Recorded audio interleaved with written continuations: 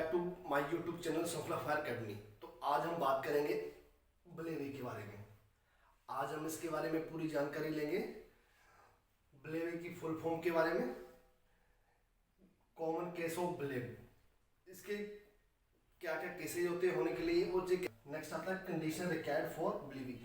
ब्लेवी होने के लिए किन किन कंडीशन की रिक्वायर्ड होती है। तो नेक्स्ट आता है reason of failure of structure. Structure failure होने के लिए क्या क्या रीजन हो सकते हैं। Precaution to avoid BLEVE, BLEVE होने के बाद भी क्या क्या प्रिकॉशन ले सकते हैं उसके बारे में जानेंगे। और लास्ट में आता है फायर फाइटिंग सेफ्टी इन ब्लेव, जो भी फायर सर्विस में जो काम करते हैं इस टाइम में ये क्या क्या सेफ्टी कर रखेंगे। तो आज हम इसके बारे में पूरा जानेंगे। तो जो भी मेरे चैनल पे नए हैं कृपया करके मेरे चैनल को सब्सक्राइब करें और बेल आइकन बटन को जरूर दबाएं ताकि आने वाली वीडियो का नोटिफिकेशन आपको बहुत जल्द मिल सके। तो मिलते हैं वीडियो के ऊपर।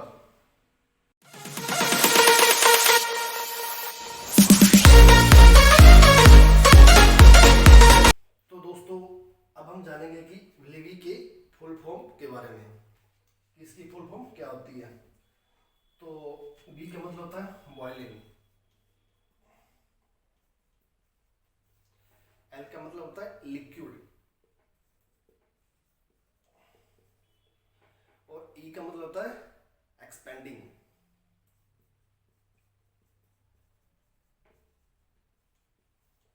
बी का मतलब होता है वेपर, ई का मतलब होता है एक्सप्लोजन,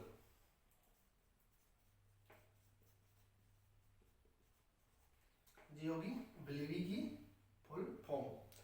अब हम इसकी डेफिनेशन के बारे में जानेंगे कि इसकी डेफिनेशन क्या होती है। जब भी हम किसी लिक्विड मटेरियल को या लिक्विफाइड गैसों को किसी सील कंटेनर में या सील वेसल में स्टोर करके रखते हैं तो उस कंडीशन में क्या होता है कि कहीं से भी डायरेक्ट या इनडायरेक्ट उसको हीट मिलती है तो उसके अंदर जो मटेरियल रहता है वो उबलना शुरू हो जाता है। उसके बाद उस मटेरियल का जो बॉइलिंग पॉइंट है उसके ऊपर जब टेम्परेचर पहुंच जाता है तो वो उबलना शुरू हो जाता है और उसके अंदर वेपर बनने शुरू हो जाते हैं। तो एक टाइम के बाद उसमें इतने वेपर बनने शुरू हो जाएगी कि एक टाइम ऐसा आएगा कि जो वो टैंक है या वेसल है वो उसको रप्चर कर देगा प्रेशर के कारण। तो उसके बाद क्या होगा, एक एक्सप्लोजन होगा तो उसको हम ब्लेवी कहते हैं। तो हम आपको एक माध्यम से समझाते हैं कि ब्लेव कैसे होता है। जो हमारे घर में जो एक प्रेशर कुकर होता है जिसमें हम चावल उबालते हैं या कोई दाल बनाते हैं, जो कुकर होता है हमारे घर में वो उससे ब्लेवी के ऊपर काम करता है, ब्लेवी के सिद्धांत पे काम करता है। तो ये होता है कुकर, ये इसमें ब्लेवी होने के चांस कैसे होते हैं, वो कैसे होता है। इसके अंदर मान लो हमने चावल उबाल दिए, चावल रख दिए इसमें पानी डाल के इतना, ठीक है।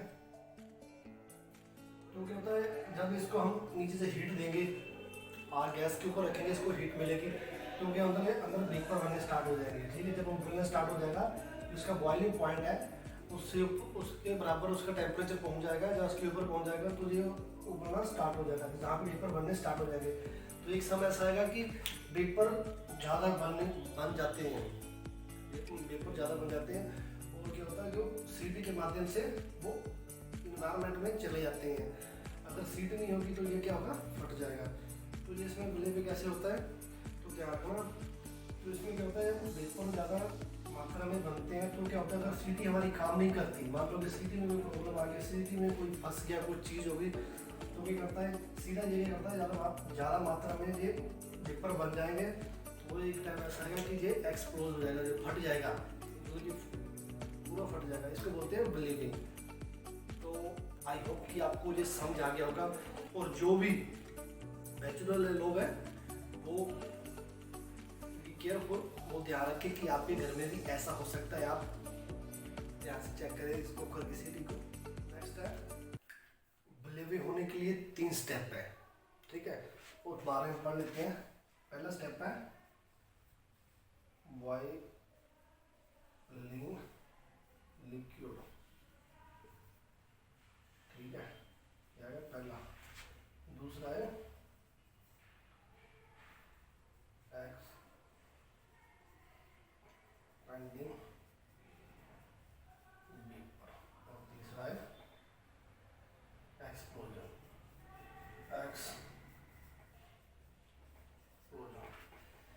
जी है 3 स्टेप।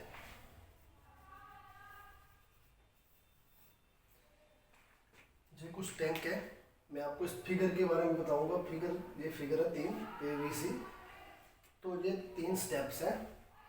तो ये क्या है, नंबर 1 में बॉइलिंग लिक्विड। इसमें क्या है, जो हमारा जो जो लिक्विड है वो बॉइलिंग हो रहा है, उसके अंदर वेपर बनने स्टार्ट हो रहे हैं। जो ऊपर बाल लगा हुआ उसको बोलते हैं PRV बाल।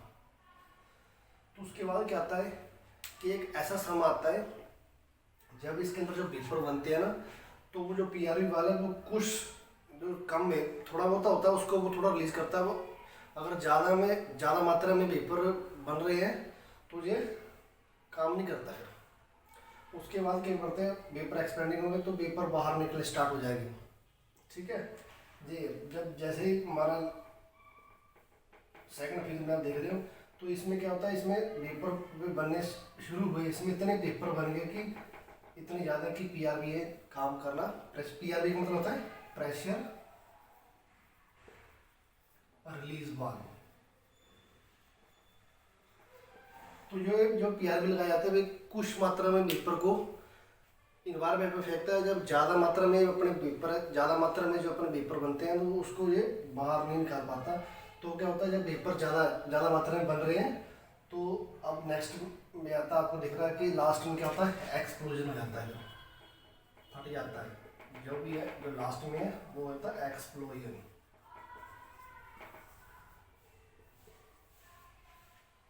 तो ये थे 3 स्टेप। पहले स्टेप में ना बॉइलिंग लिक्विड, इसमें बॉइलिंग लिक्विड हो रहा है, दूसरे में एक्सपेंडिंग वेपर, इसमें वेपर एक्सपेंड हो रहे हैं तो ये काफ़ी मात्रा में तो बाहर निकल रहे हैं। उसके बाद क्या होता है कि लास्ट में ये क्या होता है, एक्सप्लोजन हो जाता है। तो आई होप कि आपको ये समझ आ गया होगा। तो नेक्स्ट बात करते हैं कॉमन केस ऑफ ब्लेम।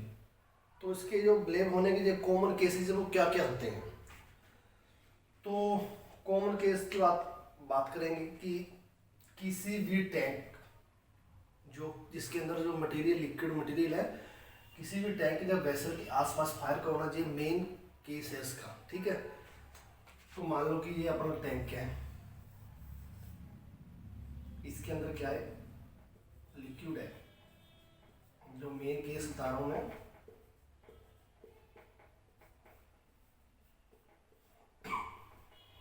इसके आसपास मान लो कि आग लगी, ये आग लगी, इसके आसपास आग लगना, इसके आसपास आग लगेगी तो क्या होगा, इसको हीट मिलेगी तो अंदर जो मटेरियल है वो बॉइलिंग होगा।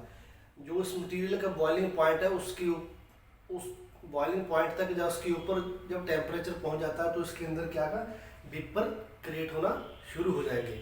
ठीक है, जब वेपर क्रिएट होना शुरू हो जाएगी तो क्या होता है, जहाँ पे एक बाल लगा रहता है PRV बाल, तो उसमें कुछ मात्रा में जो वेपर को वो निकाल के इन्वायरमेंट में फेंकता है। जब ज़्यादा मात्रा में वेपर बनते हैं तो वो काम नहीं करता, तो कुछ ही मात्रा में वो काम करता है। तो उस मात्रा में क्या होता है, ज़्यादा मात्रा में अगर वेपर बनना स्टार्ट हो जाता है तो क्या होता है, ये एक्सप्लोजन हो जाता है, क्योंकि बाहर निकलने के लिए रास्ता कम है उसको।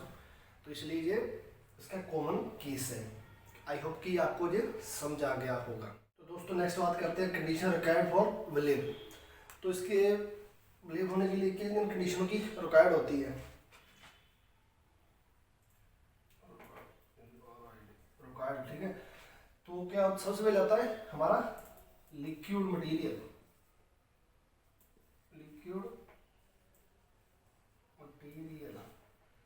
ठीक है। लिक्विड मटेरियल का होना जरूरी है, जब लिक्विफाइड गैसें हैं। ठीक है, तो सेकंड में आता है pressurised container,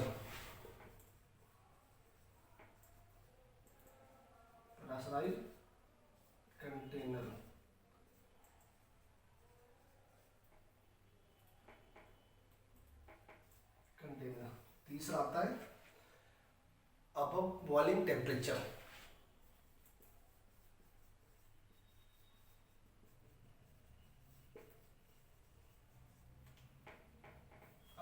above boiling temperature. जो भी मटेरियल है उसका जो बॉइलिंग पॉइंट है उससे ज़्यादा उसको टेम्परेचर मिलना, तो क्या तभी भी ब्लेम होने के चांस है। तीसरा है फेलियर स्ट्रक्चर। फेलियर स्ट्रक्चर हमारा जो स्ट्रक्चर है अगर वो खराब रहेगा, उसमें जंग लगेगा, जब उसका सही ढंग से मेंटेनेंस नहीं होगा तो भी ब्लेड होने की चांस है, ब्लेड होने के चांस है। तो आई होप ये भी आपको समझ आ गया होगा। तो दोस्तों नेक्स्ट है एप्लीकेशन टू वर्ड ब्लेड, कि हमारा जो ब्लेड होता है तो वो उसको सेफ्टी प्रिकॉशन क्या क्या लेने चाहिए। तो उसमें क्या होता है, ये हमारा एक टैंक है,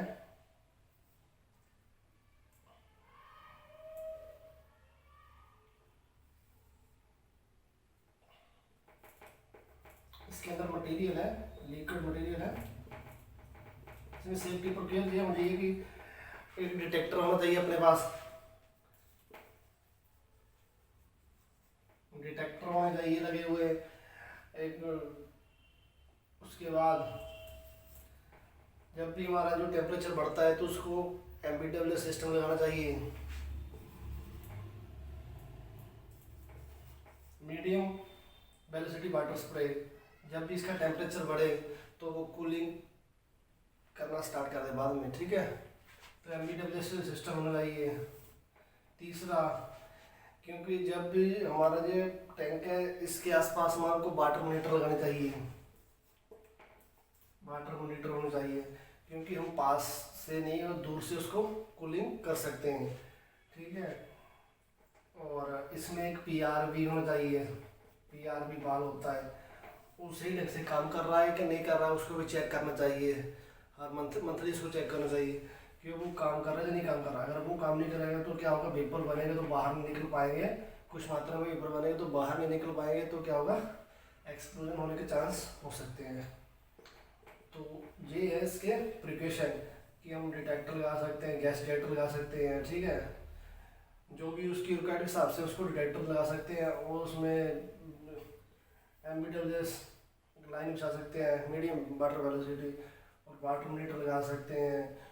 जो भी इमरजेंसी प्लान है कि अगर इसके अंदर ये हो जाए, आग लग जाए या फायर हो जाए तो क्या क्या हमको इमरजेंसी प्लानिंग करनी चाहिए, पहले से करके रखना चाहिए, ठीक है। ये सब ये क्या हो गया अपने सेफ्टी प्रिकॉशन। तो आई होप दोस्तों ये भी आपको समझ आ गया होगा। तो नेक्स्ट है दोस्तों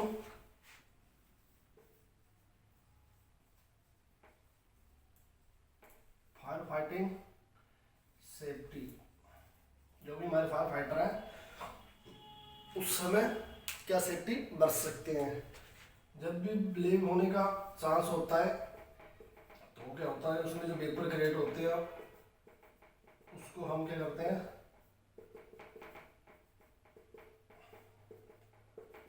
ये मटेरियल, ठीक है, ये एल्यूमिनियम का टैंक है, मान लो कि इसका टेम्परेचर बढ़ गया, ठीक है, तो हम क्या करेंगे, दूर से वाटर मॉनिटर की सहायता से, पास नहीं जाना, दूर से वाटर मॉनिटर लगा के इधर से वाटर मॉनिटर से क्या करेंगे, वाटर स्प्रे कर सकते हैं, ठीक है।